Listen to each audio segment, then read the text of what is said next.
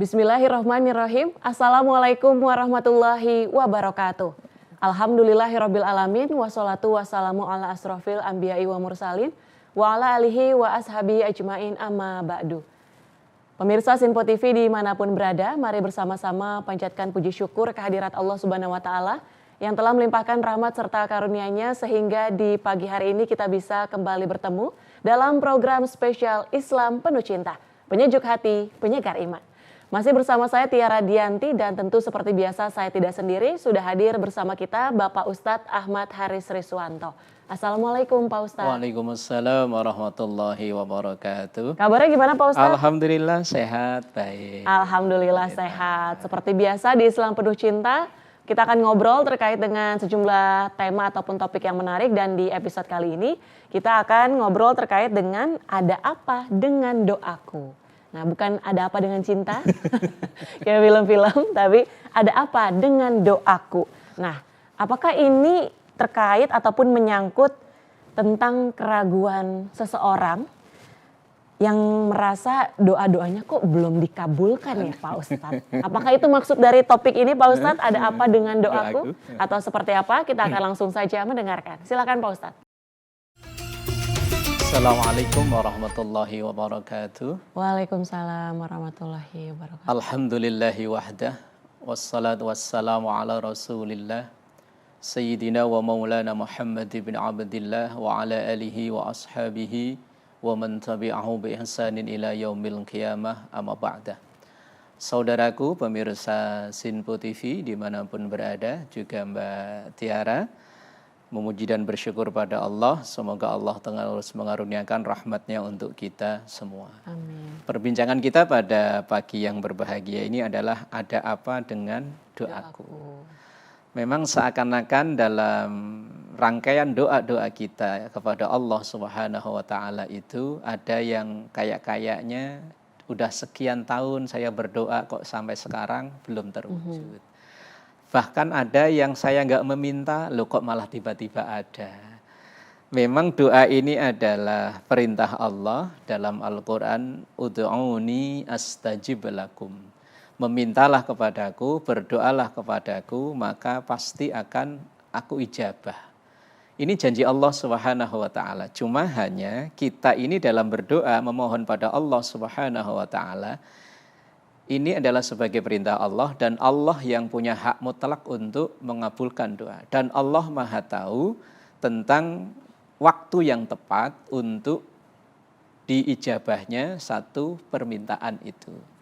Logikanya begini, kita sebagai orang tua ketika anak kita meminta, tapi anak itu belum cukup umur, misalnya anak kita baru kelas 4 SD tapi minta dibeliin motor.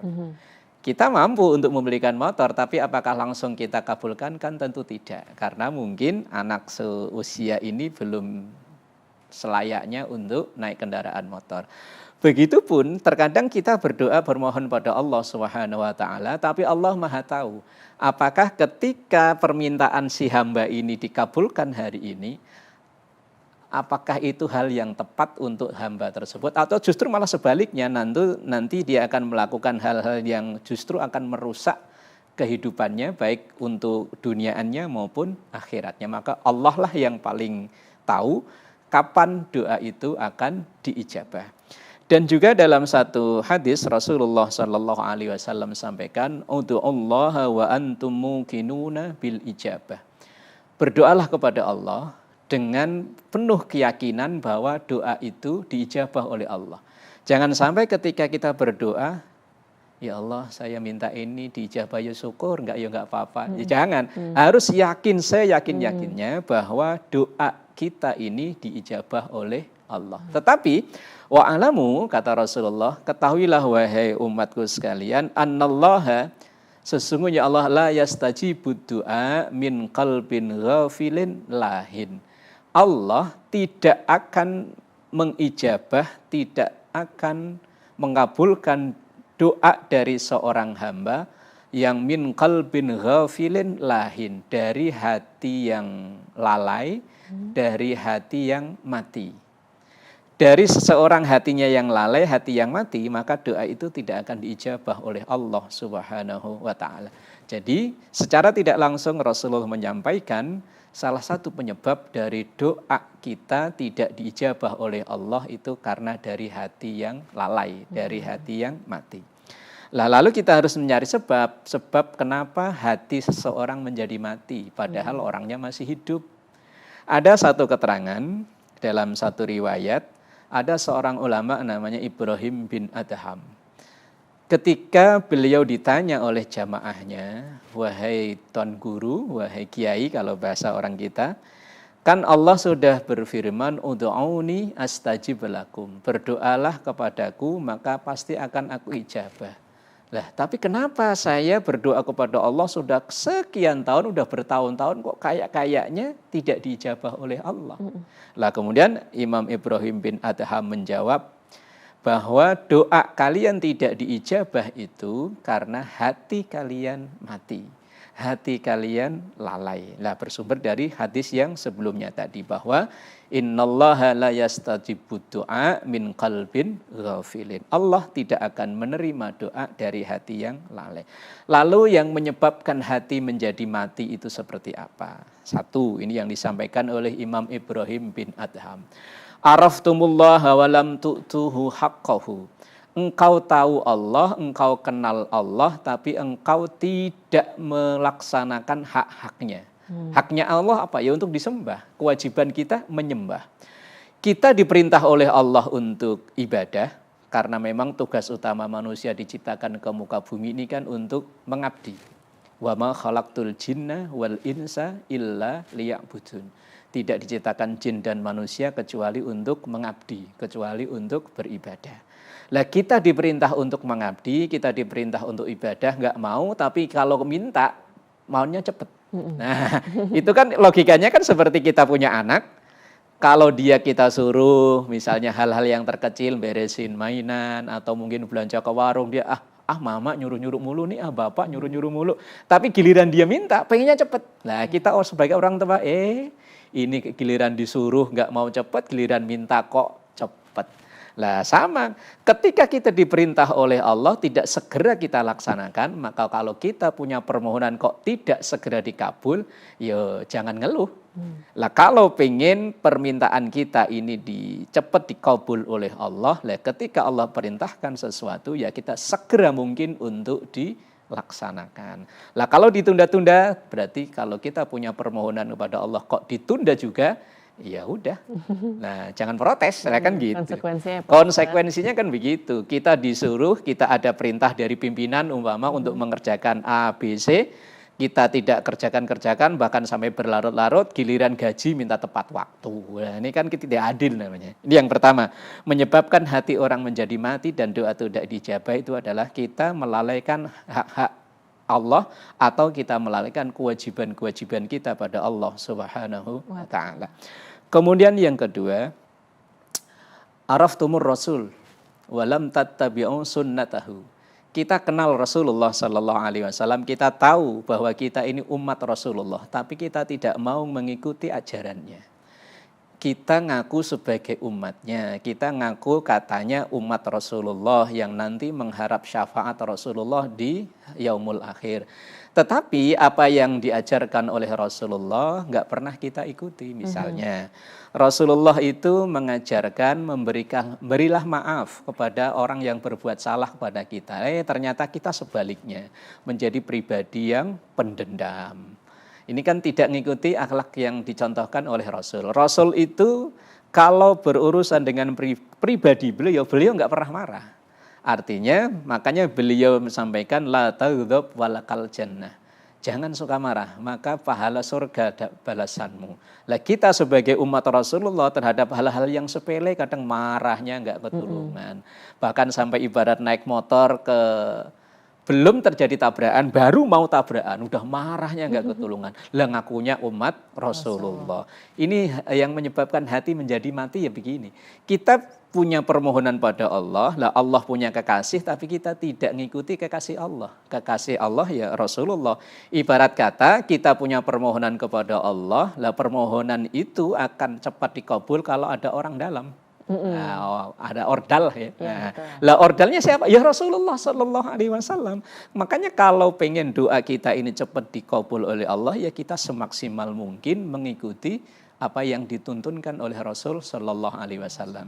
Maka dalam etika orang berdoa, selain kita memuji kepada Allah, juga kita berselawat pada Rasulullah. Ibaratnya kita mohon langsung kepada Allah, tapi juga kita ada perantaraan, yaitu orang dalamnya Allah, yaitu Rasulullah Shallallahu Alaihi Wasallam. Maka ada dalam doa setelah azan itu kan bahwa Rasulullah itu al-wasilah. Wasilah itu perantara antara kita seorang hamba yang awam yang penuh dosa ini dengan Allah Subhanahu wa taala. Lah kalau pengen doa kita ini segera diijabah oleh Allah, ya dekati orang dalam Rasulullah Sallallahu Alaihi Wasallam. Kemudian yang ketiga, akaltum ni'amillah walam tashkuruha. Kita setiap hari menikmati pemberian Allah. Bahkan dalam 24 jam mulai dari bangun tidur sampai tertidur, bahkan tidur itu sendiri pun karunia Allah, nikmat Allah. Tidur itu ya nikmat Allah. Wong nyatanya orang nggak bisa tidur itu ya tersiksa kok ya. Nah, tapi kita nggak mau bersyukur bahwa kita setiap hari menikmati berjuta nikmat Allah, tetapi diajak syukur berat, malah lebih sering kufur, lebih sering kita itu seakan-akan belum menerima apa-apa. Makanya sering kita membandingkan terhadap kenikmatan yang diterima oleh orang lain. Nah, kalau itu yang terjadi, maka ada ungkapan bahwa pelangi itu seakan-akan selalu di atas kepala orang lain. Bahwa enak, sukses itu kayaknya hanya di orang lain, tapi dia sendiri nggak pernah. Padahal tidak seperti itu. Kita dikaruniai sehat, bisa bekerja, bisa beraktivitas. Ini nikmat yang luar biasa, tapi nggak mau bersyukur. Lah orang yang tidak mau bersyukur, itu penyebab hati menjadi mati, dan hati yang mati doa ditolak atau tidak diijabah oleh Allah. Insya Allah nanti dilanjut di segmen berikutnya. Wallahu a'lam bishawab. Baik, terima kasih Pak Ustadz. Tadi sudah disampaikan beberapa sebab mengapa doa rasanya tidak terjawab, begitu ya Pak Ustadz. Nanti usai jeda kita akan kembali dengan topik pembahasan kita, ada apa dengan doaku. Tetaplah bersama kami di Islam Penuh Cinta, penyejuk hati, penyegar iman.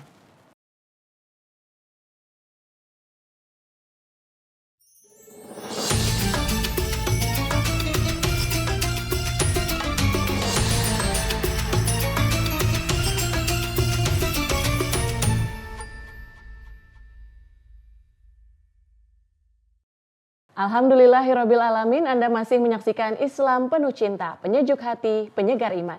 Masih bersama saya Tiara Dianti dan tentu bersama Bapak Ustadz Ahmad Haris Riswanto. Tadi di segmen awal telah disebutkan beberapa sebab mengapa doa rasanya ini tidak terjawab, begitu ya Pak Ustadz. Ada mulai dari hati yang lalai atau mati, kemudian juga tidak mengikuti ajaran Rasulullah, serta juga tidak bersyukur. Nah, ini kita akan lanjutkan lagi.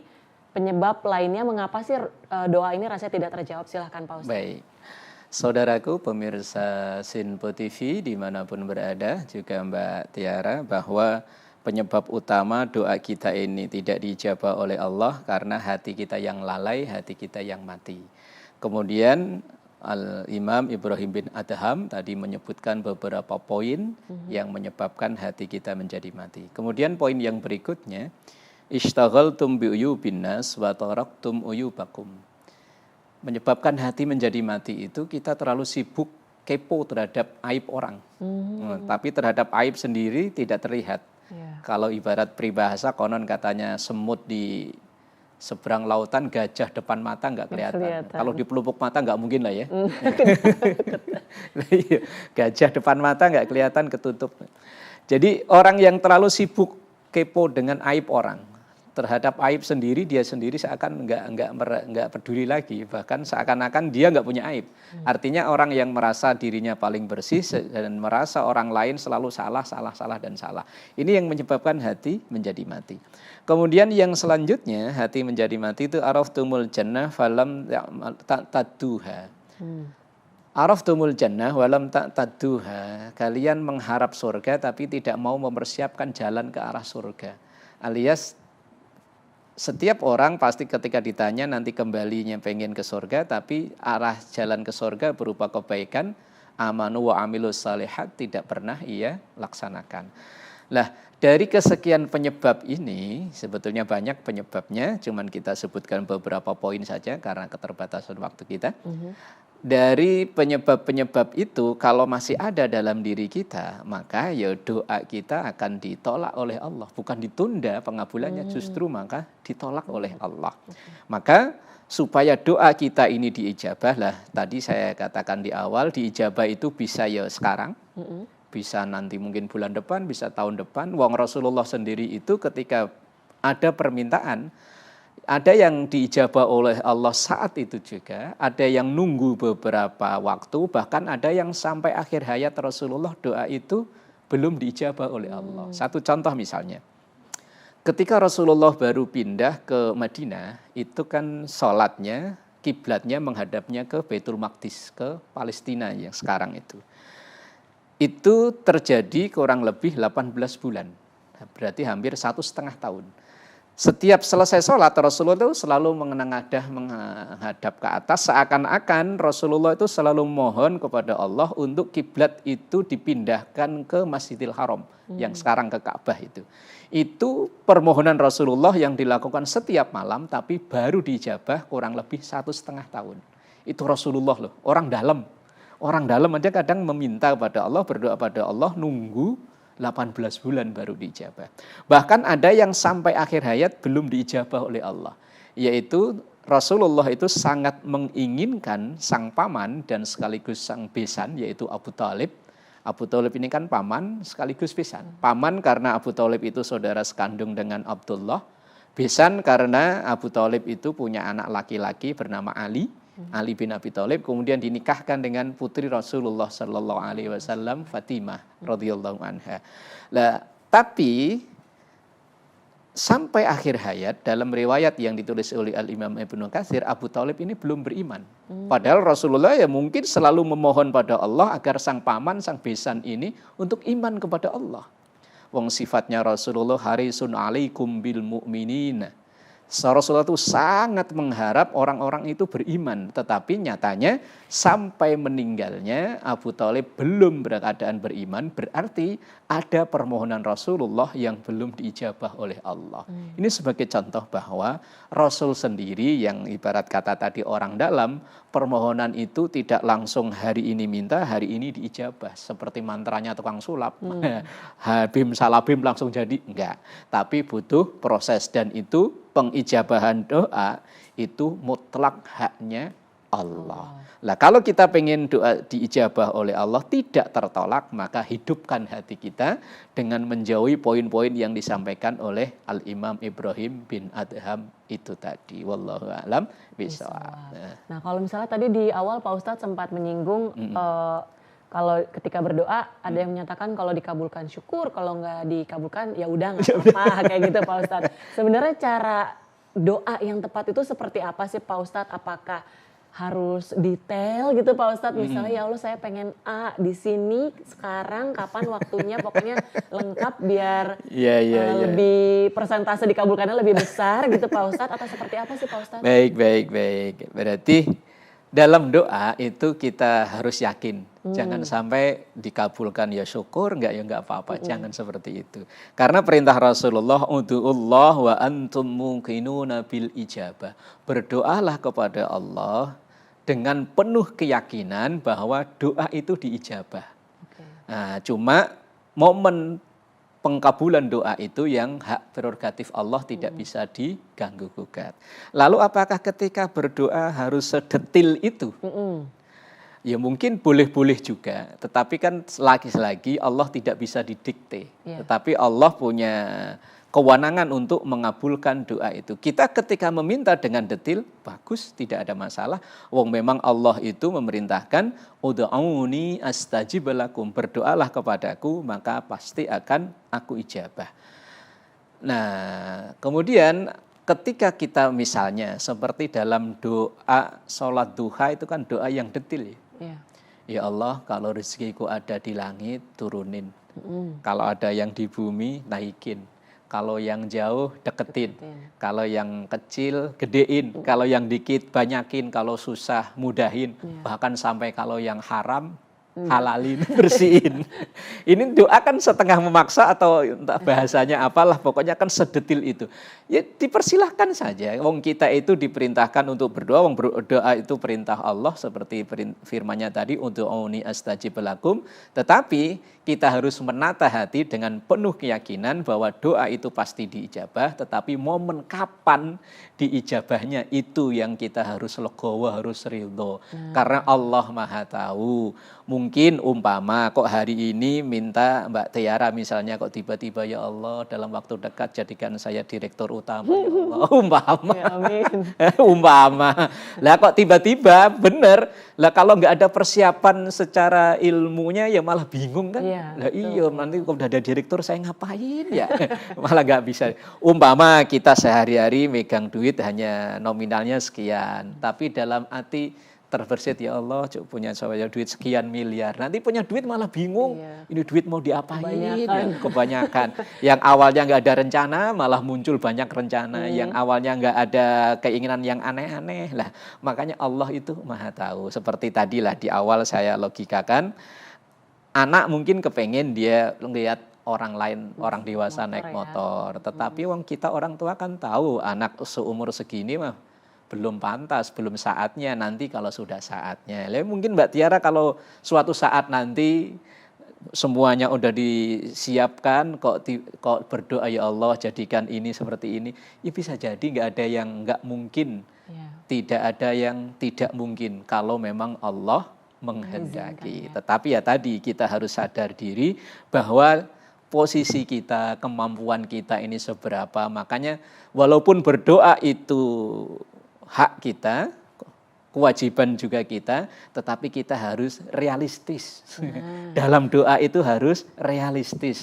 Nah, doa model kayak kita, kayak Allah tiba-tiba aku jadikan menteri, lah malah ntar bingung, bingung ini mau ngapain. Nah, jadi ya harus realistis itu dalam berdoa itu tadi. Walaupun ya tadi kita berdoa Allah kalau mau menghendaki tidak ada yang tidak mungkin. Tapi kita sebagai hamba ya harus realistis. Wallahu a'lam bishawab.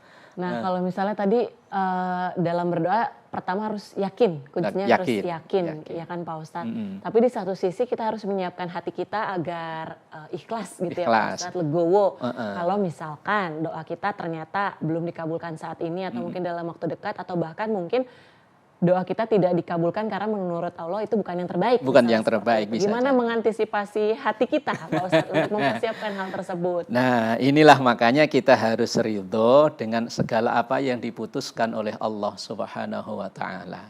Kita berkaca pada Rasul Sallallahu Alaihi Wasallam. Rasulullah itu kekasih Allah, orang yang paling dekat dengan Allah.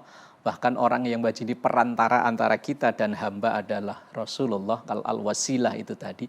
Itu pun Rasulullah ada permintaan, ada permohonan yang dalam tanda kutip belum dikabul oleh Allah, yaitu dengan imannya sang paman itu tadi. Ya Rasulullah orang yang paling dekat saja, doanya kadang ya ada yang langsung dikabul oleh Allah, kadang ya tadi ditunda sekian waktu, ada yang bahkan sampai akhir tidak dikabul oleh Allah, apalagi kita. Makanya kita belajar untuk ridho.